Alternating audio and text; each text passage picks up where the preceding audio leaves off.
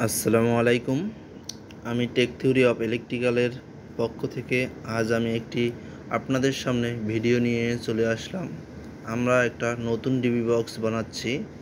DB বক্সের মধ্যে কিভাবে ছিদ্র করতে হবে, কিভাবে মালামালগুলো বসাইতে হবে এবং কি মালামাল বসাইতে হবে সব আমরা আপনাদেরকে জানিয়ে দেব। এগুলো মধ্যে দিয়েই আমাদের এই যে এখানে কানেকশনের কাজ চলিতেছে।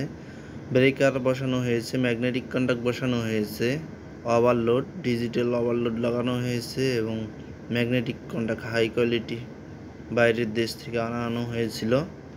আর এটা হলো automatic relay display system relative display system আমাদের কানেকশন লাগানো হইতেছে। এখানে হলো সিটি লাগানো হয়েছে, সিটিগুলোও লাগানো হয়েছে। আমি আপনাদেরকে দেখাবো।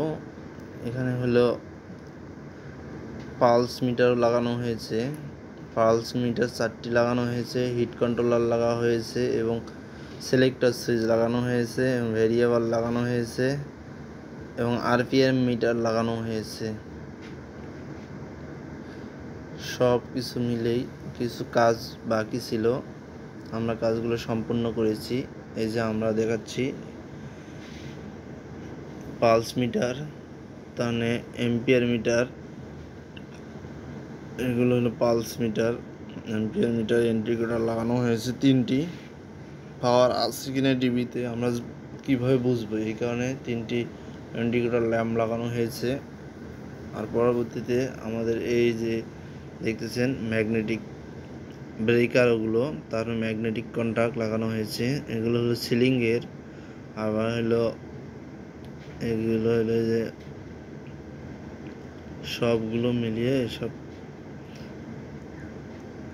হ্যাঁ, এই যে আমাদের তার, এরপরে আর কয়েকটি তার আসবে, পালস মিটার থেকে তার বের হবে।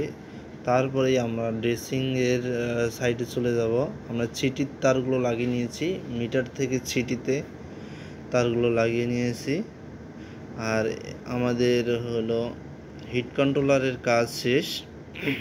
বর্তমানে এখন আমাদের সব কাজই মূলত আমাদের যে এখানে হিট কন্ট্রোলার এবং সিলেক্টর সুইচ যেগুলো লাগানো রয়েছে এবং এম্পিয়ার মিটার, এগুলো আমাদের হাতেই কাটা গ্রাইন্ডিং দিয়ে আমরা সুন্দরভাবে কেটে এগুলো লাগানো হয়েছে। আমাদের পালস মিটার, এম্পিয়ার মিটার এবং হিট কন্ট্রোলার, সিলেক্টর সুইচ, এগুলো সবগুলো আমাদের হাতেই কাটা। হোক, আশা করি আমাদের এই প্যানেলটা যদি আপনাদের কাছে ভালো লাগে এবং তাহলে আমাদের পাশেই থাকবেন এবং লাইক কমেন্ট শেয়ার করে আমাদের পাশেই থাকবেন। আসসালামু আলাইকুম।